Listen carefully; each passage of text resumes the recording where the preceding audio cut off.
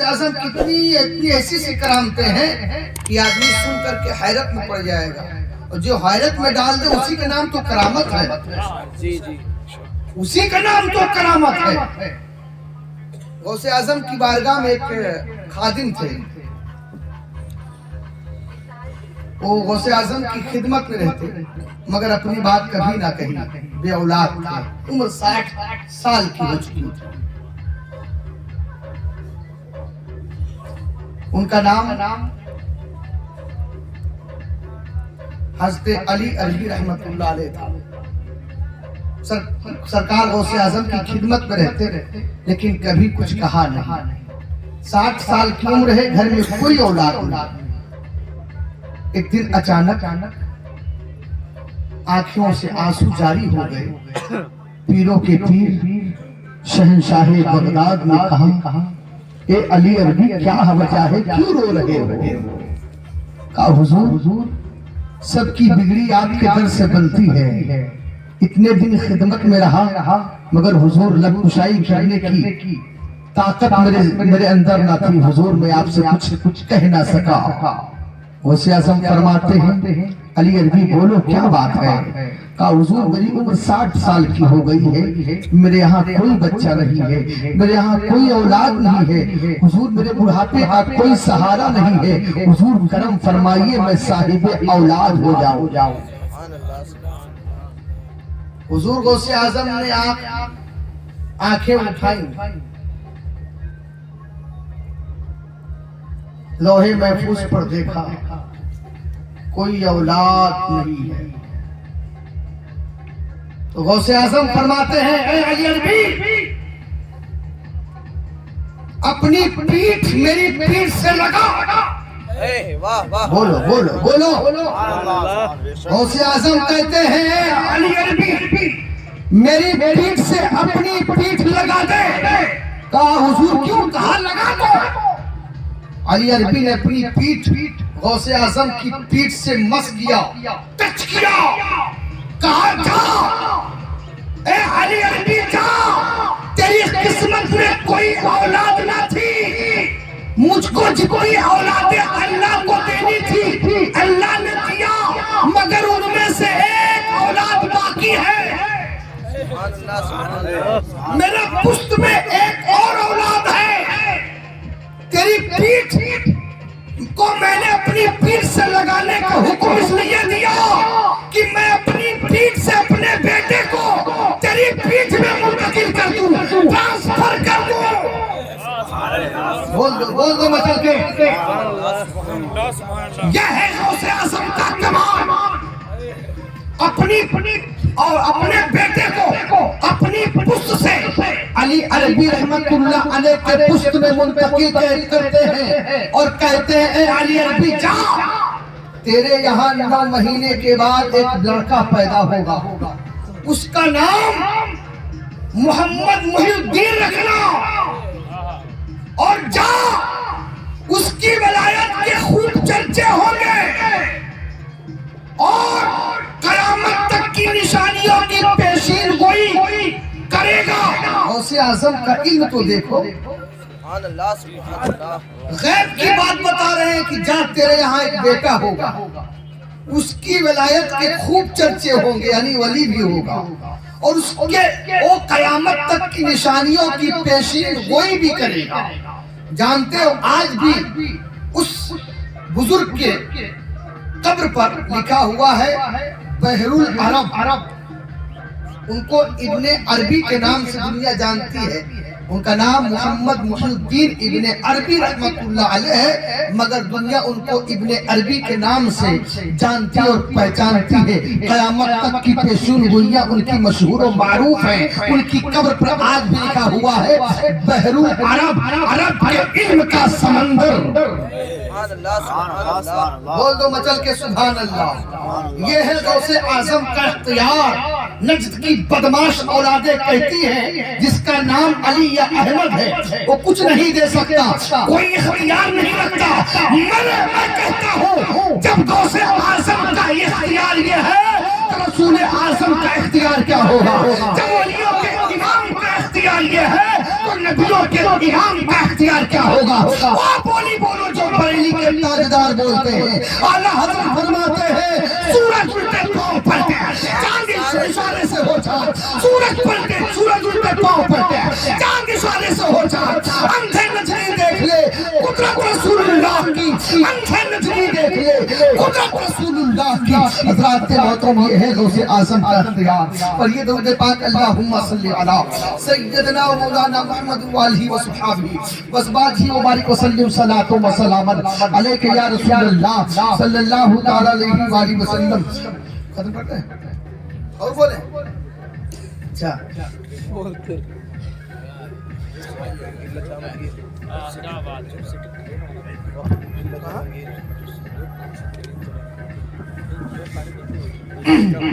حضرات محترم جب میں اپنے رنگ میں آتا ہوں نا تب بولتا ہوں.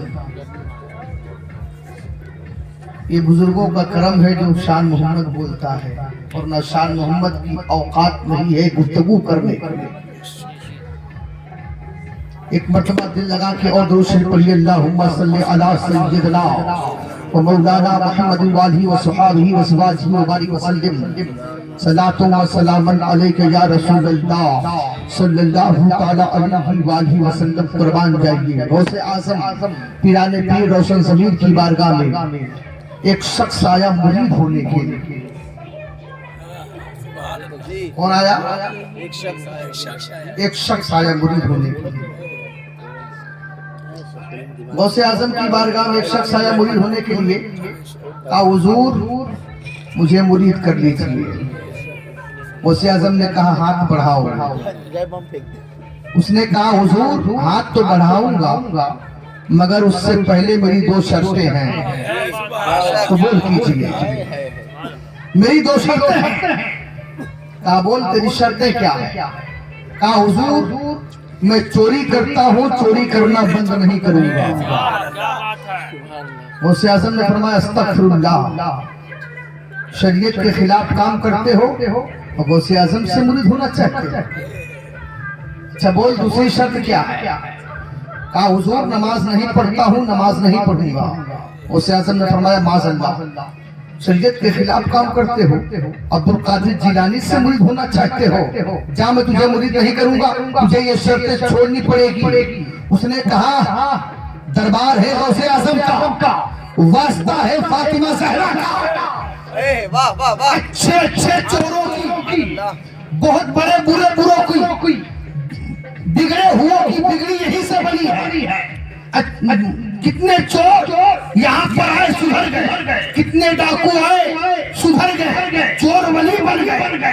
ادھر آپ کا در ہے واسطہ فاطمہ زہرا کا ہے. غوث اعظم نے کہا اچھا میں تجھے مرید کروں گا مگر میری بھی ایک شرط ہے. کہا حضور میری 2 شرطیں مان لیجئے میں آپ کی ایک نہیں 1000 مان لوں گا. غوث اعظم فرماتے نہیں میری یہ صرف ایک شرط ہے. کہا بولیے حضور قبول کرنے کے لیے میں بے قرار ہوں. غوث اعظم نے فرمایا میری وہ شرط یہ ہے کہ جب اذان کا وقت ہو جائے وضو بنا کر کے اذان دے دینا. بول دو بچل کے سبحان اللہ.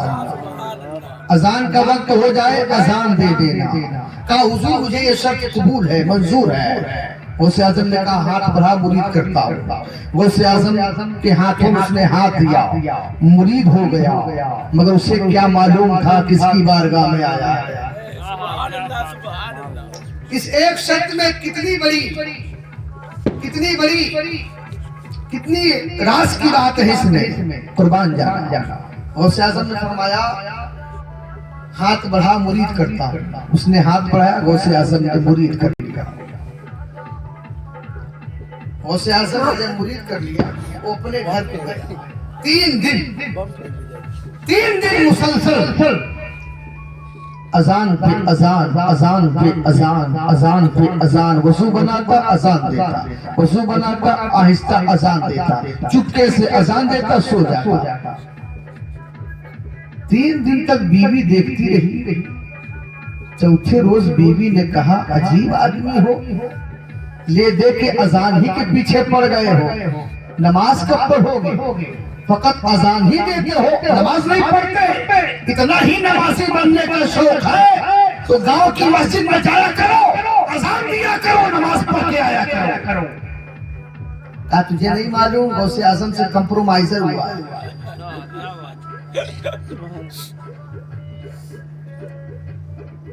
انہوں نے میری شرط قبول کیا ہے، میں نے ان کی شرط قبول کیا، میں اذان ہی دوں گا۔ اچھا ساری باتیں چھوڑو، گھر میں کھانے کے لیے کچھ نہیں ہے، چوری کب کرو گے؟ ڈاکہ زنی کب کرو گے؟ گھر میں کھانے کے لالے پڑ گئے ہیں، کہا اسی فکر میں تو ہوں، ایسا کون سا وقت نکالوں چوری کرنے بھی جاؤں واپس آ جاؤں، کوئی اذان کا وقت نہ آئے۔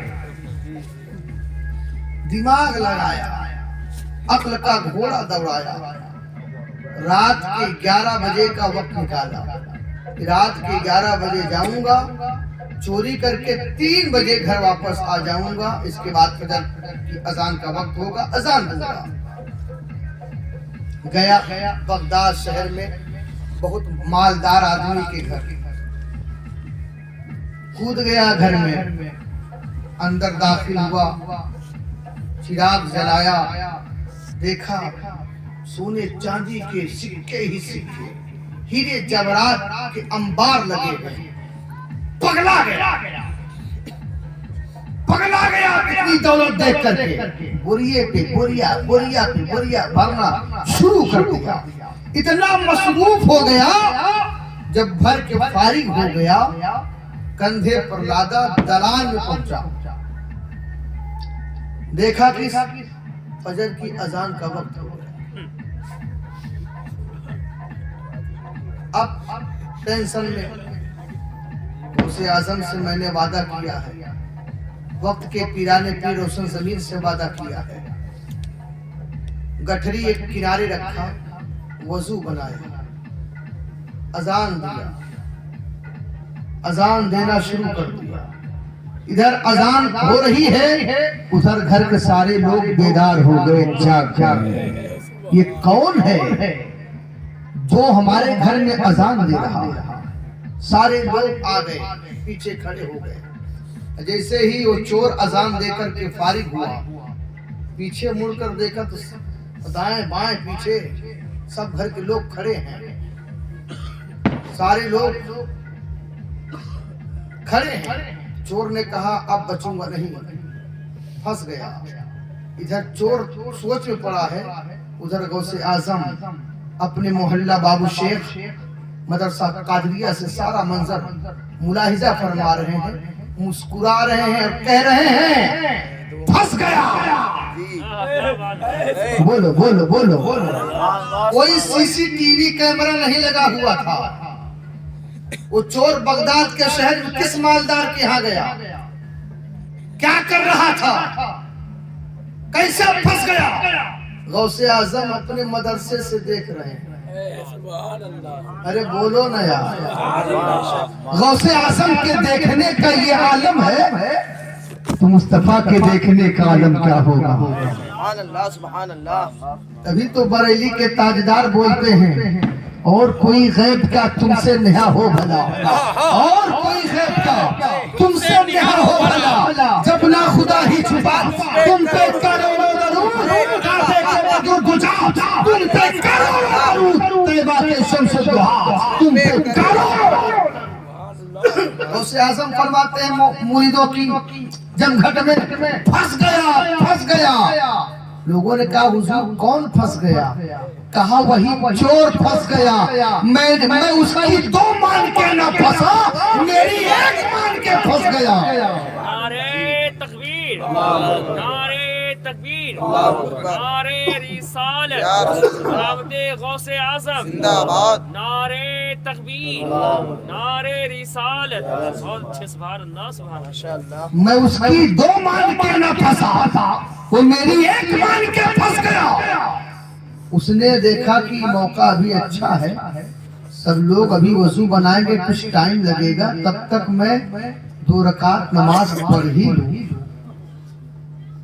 مرتا تو کیا کرتا, مجبوری 2 رکعت نیت باندھ لیا, سنت پڑھنے لگا. جیسے ہی سلام پھیرا,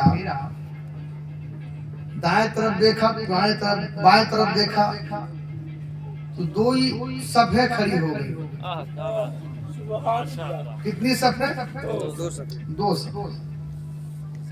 ان میں سے کہا حضور, ان میں سے ایک نے کہا حضور حکم ہو تو تکبیر کہوں. کہا بے وقوف,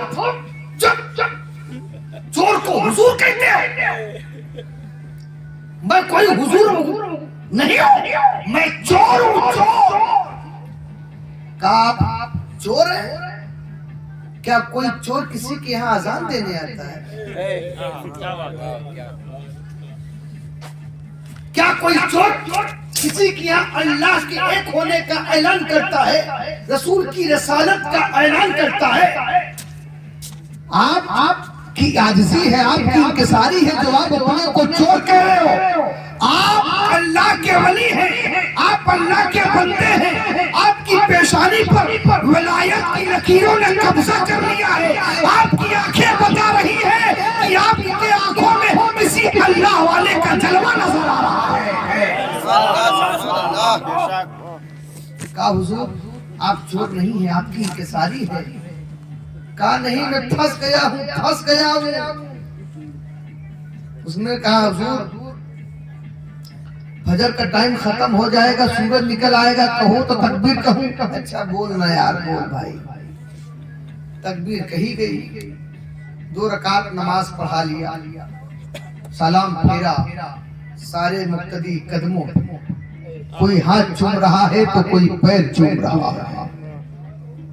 اس نے کہا بھائی میں چور ہوں, اللہ کا ولی نہیں ہوں, میں بہت بدکار ہوں, سیاہ کار ہوں. کہا حضور آپ کی عاجزی ہے, آپ کی انکساری ہے, آپ آئے میرے گھر میں اجالا ہو گیا, آپ کا قدم پڑ گیا میرے گھر میں روشنی ہی روشنی ہے, برکتیں ہی برکتیں ہوگی. کہا میں چور ہوں, اللہ کا ولی نہیں ہوں.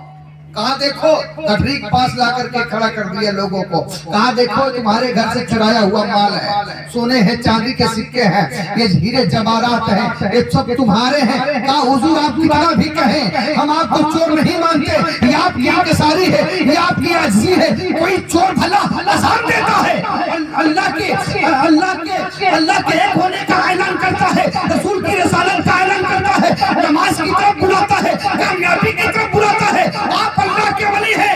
اتنے میں جو چور بن کر آئے تھے غوث اعظم کے محلہ کی طرف, غوث اعظم کے مدرسے کی طرف چہرہ کر کے ہاتھ جوڑ کے کہا مان گیا عبدالقادر, تجھے مان گیا. آج میں نے ایک وقت کی نماز پڑھائی ہے, ایک گھر والے میرے قدموں پہ آ کر کے گر پڑے, میرے قدموں سے وابستہ ہو گئے, میری عزت کرنے لگے, میری تعظیم کرنے لگے. اگر میں 5 وقت کی نماز پڑھوں گا تو پورا بغداد شہر میری تعظیم کرے گا, میرا احترام کرے گا. نگاہ ولی میں وہ تاثیر دیکھی, بدلتی ہزاروں کی تقدیر. سبحان اللہ, سبحان اللہ.